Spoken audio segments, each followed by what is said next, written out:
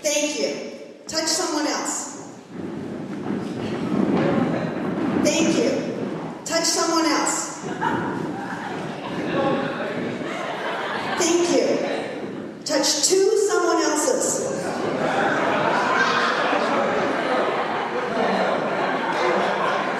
Thank you.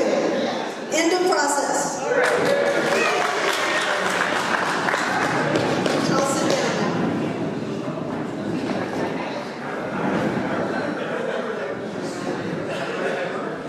Woo! Okay.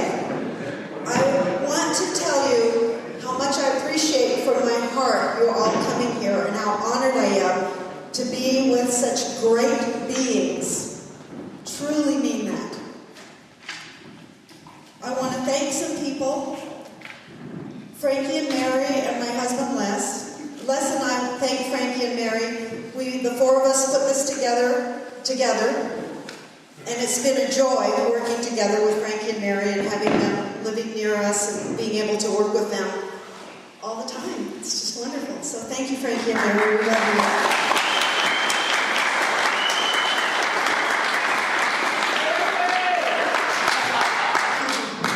Okay, and I want to thank some of our people who've been really helping us. And number one, let me introduce you to Steve Lindsay, our DJ. Please stand up.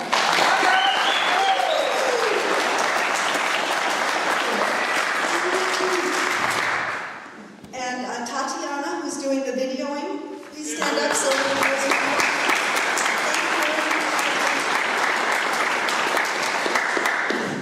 Jack Powers, our chauffeur, back in the back of the room.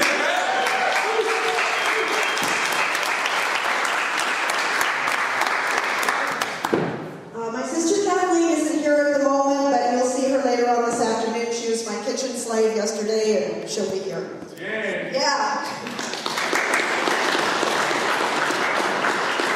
And Erica and Leslie, thank you very much for your help at the reception table this morning.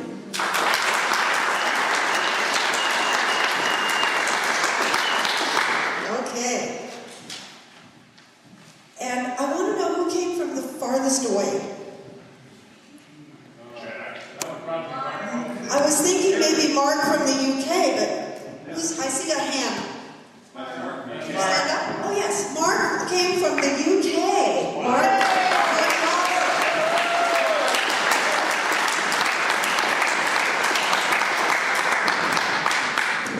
And someone asked me this morning if I would make up a list with all your email addresses so that you can all be in contact with each other. And I said, I think I can do that tonight and have it for you by tomorrow. Great. Okay? Cool. So now I'll just launch right in to my part of the program. Get it over with. Okay? First of all, I have a letter here from Phil Spickler. Does anybody here know who Phil Spickler is? A few of you, yes, okay. So, first I have a little letter telling you who he is, and then I have what he wanted to say. Okay, these both came from him. He says, for those of you who don't know my name and Dianetic and Scientology history, I first arrived on planet Earth from a far distant galaxy on a mission to study the inhabitants of a rapidly developing techno-warlike people possessed of some admirable qualities.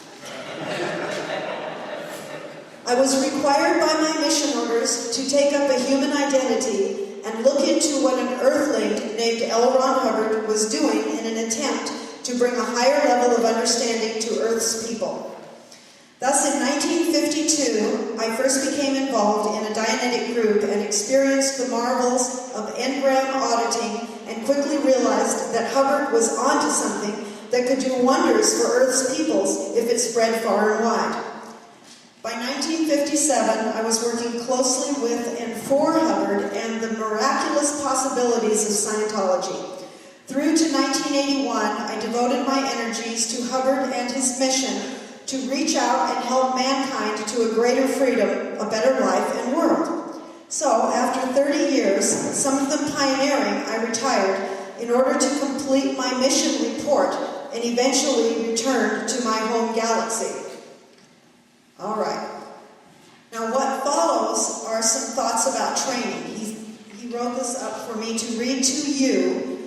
because our seminar is about training and standard tech. All right?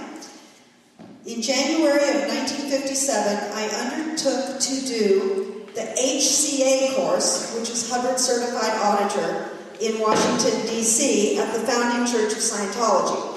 In London, the course was called the HPA, Hubbard Professional Auditor, because in England, to be certified meant you were crazy or insane or just plain nuts. In 1957, and as outgrowth of the Phildelphia Doctorate Course in 1952, as well as OT developments from the Phoenix research period, it was made quite clear to us students that becoming an auditor was achieved by moving through have, do, and arriving at be in whatever time you needed to assume the beingness of an auditor. The course consisted of listening to taped lectures and discussing what we heard in an effort to ensure that all the students understood what Ron was talking about in the lecture. We also received group auditing and did co-auditing with fellow students. Our course supervisor was named Dick Steves, and he gave talks that were most enlightening on the subject of auditing, including questions and answers. We were required to learn the Auditor's Code and the Code of a Scientologist and all the axioms of Scientology. E-meters were not in use, and being able to engage a pre-clear in two-way communication and maintain it throughout a session was considered, correctly, very important, the heart and soul of an auditor's beingness. When, in the eyes of the course supervisor, you were auditing well, you could then sit for the HCA written examination, and since you knew what all the questions were, a passing grade was 100%. The idea was to learn the answers in advance of the exam and then deliver them in writing. Sounds easy, but it wasn't. Then, if all was judged to be okay, you were awarded the HCA certificate.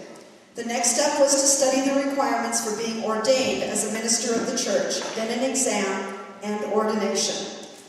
My next step was to get a job with the District of Columbia as a GS7 in the Sanitary Engineering Department, a euphemism for the sewer department. My hope was to someday get on staff at the organization, something not easy to do since most staff were highly trained and experienced and really did not know how to audit. I wrote this memoir with the intent to illustrate that in the 1950s, Ron's ideal of auditor training was really based on how willing the person was to be an auditor. The time it took for the student to make the consideration that yielded the beingness of an auditor varied from person to person, and just how much have and do was required before the beingness of an auditor came to pass. Most importantly was the idea that any time someone became willing to be an auditor was the point when they achieved the result of training, rather than how many check sheets they complete or how many lectures they heard or anything regarding the mechanics of auditing. This form of training greatly appealed to some folks and made real the consideration that considerations take rank over the mechanical conditions of existence. Needless to say, as Ron and his organizations aged and became more and more fixated on the cookie-cutter approach to training with heavy emphasis on mechanics, the type of training that made natural auditors very happy and clearly defined for others that willingness does monitor ability faded into the western sunset. If I had seized the opportunity to speak at your event, what I mentioned here would have been the theme of my talk.